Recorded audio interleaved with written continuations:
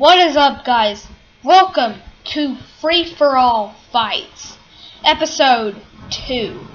Today we have the Battle of the Wind Masters, Morro from Ninjago versus Magneto. With all that being said, let's find out who would win in a death match. So let's begin.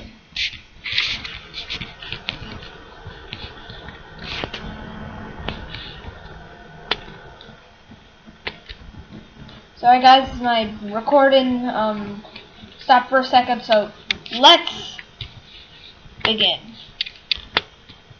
Morro was the current elemental master of wind, who believed he was destined to be the Green Ninja. Found by Sensei Wu when he was a child and trained as his master's first student, he became determined to prove destiny wrong after the golden weapons didn't choose him as the fabled savior. After leaving Wu in search of his destiny, Morro perished in the caves of despair, searching for the tomb of the first Spinjitzu master, and his spirit was banished to the cursed realm as a result of previous actions.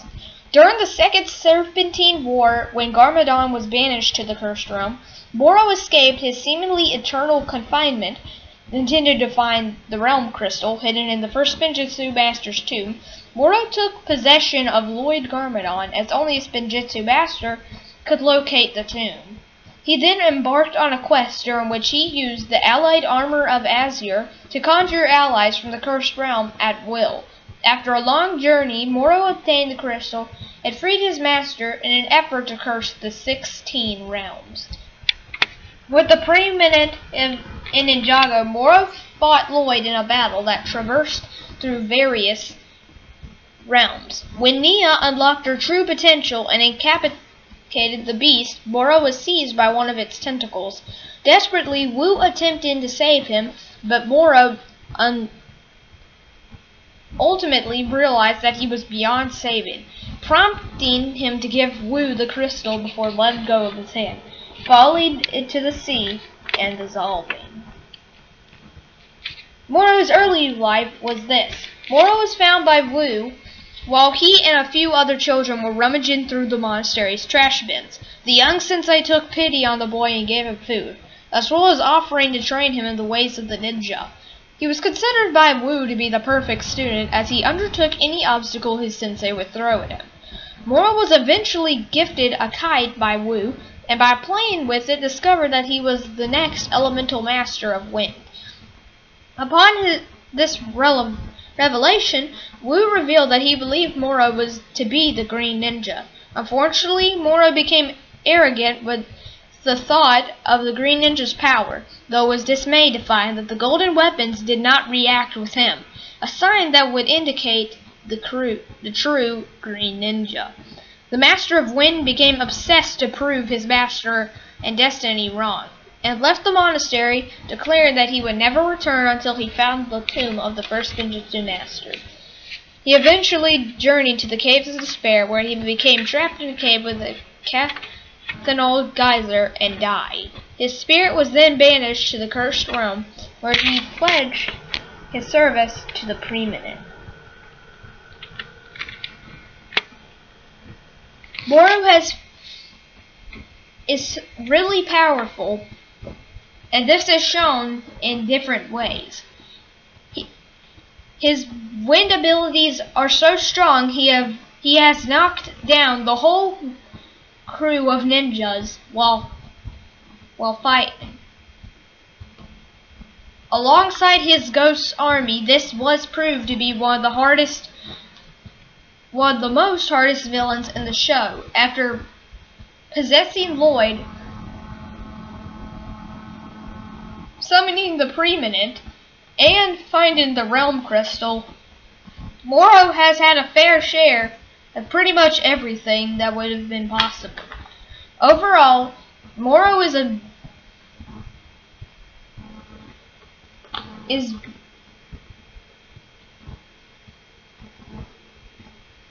the elemental master of wind, and has been for a long time. He can possess people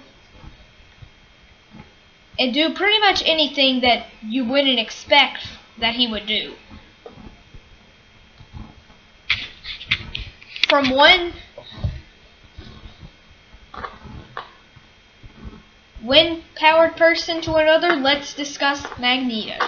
Magneto is Max Eichenhardt, alias Eric Lyncher. He is a mutant. He was ranked #1 by IGN's Top 100 Comic Book Villains list. Was listed #7 in Wizard's Top 100 Greatest Villains Ever list, and he was ranked as the 9th greatest comic book character ever in Wizard's list of the 200 greatest comic book characters of all time, the second highest villain on that list. Max Eisenhardt was born to a Jewish-German family in 1928 and was living in Nuremberg during the Nazis' rise to power. Max's nuclear family included himself, his parents Jacob and his Edith, an older sister Ruth, but he has stated that prior to the Holocaust his was a large extended family which was completely wiped out, though it is possible that some might have escaped to other countries. He was also very close to his father's brother Eric. It is probably from his uncle that Max would later take on Eric as an Elias. After Kristallnacht, the Eisenhardts fled to Poland, where they became trapped in the Warsaw Ghetto. While trying to escape the ghetto, Max's family was killed in Eisengruppen, one of the roving task forces deployed by the Nazis to eliminate political dissidents. Intelligentsia of Jews, Gypsies, and anyone else perceived to be a threat, usually by firing squad, Max's family, along with others, were lined up in front of a trench and shot. However, Max's nascent mutant powers emerged enough to shunt aside or blunt the impact of the bullets. He fell into the trench with his family and left for dead. Max managed to crawl out of the trench and make it to a nearby town where he was captured and sent to Auschwitz, the most horrifically efficient death camp in the Third Reich. Because of the starvation, overwork, torture, and disease, Max's mutant abilities remained dormant throughout his time in Auschwitz, and for years afterwards, he survived by becoming a Sonderkommando, one of the prisoners that helped the Nazis herd the Jews into the gas chambers. Magneto's main ability is being able to control anything iron. It has been shown in the X-Men movies that his moves were powerful enough to stop a bullet before hitting one officer's head, and could stop a whole large group of them. He also has the power to make things float. He can fly, and this is shown as well in X-Men Apocalypse.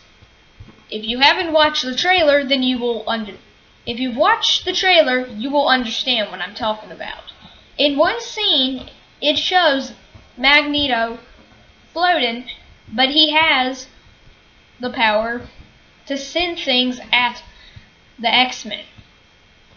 Which by this, he can pick things up off the ground with force and shoot them into whichever direction he wants them to. Overall, Magneto is a powerful mutant, one of the most powerful mutants of all time, and has a large capability with his power. So, this becomes the question of it. Who would win in a death match, Morro or Magneto? Well, Morro, as was said before, went to go find the realm crystal. Sadly, he died while looking for it, but his soul was banished to the cursed realm, but after Garmadon was sent in, he was returned. This time as a ghost. Which kind of makes this battle really not that fair. But in the end, Morro would come out the victor, because since he's a ghost, he can possess anyone whoever he wants. Has been shown to be that he has the power to possess Lloyd Garmadon. Poor Magneto, but that's it. But anyways, guys, if you want to see, which technically I would just offer a fair rematch, but I've got something even bigger. If you want to see a total war between Morro and his ghost army, featuring Klaus, Master Chin, General Cryptor, and a bunch of other villains versus Magneto, featuring Apocalypse, Mystic, Storm, Archangel, and a few others. Make sure when this episode hits, let's go 10 10 total war comments. There will be a total war between villains versus villains. And here, since you've watched this far into the video, here is a hint to the next battle. Battle of the skilled bow users. Anyways, guys, thanks for watching this video, and I will see you all in episode 3.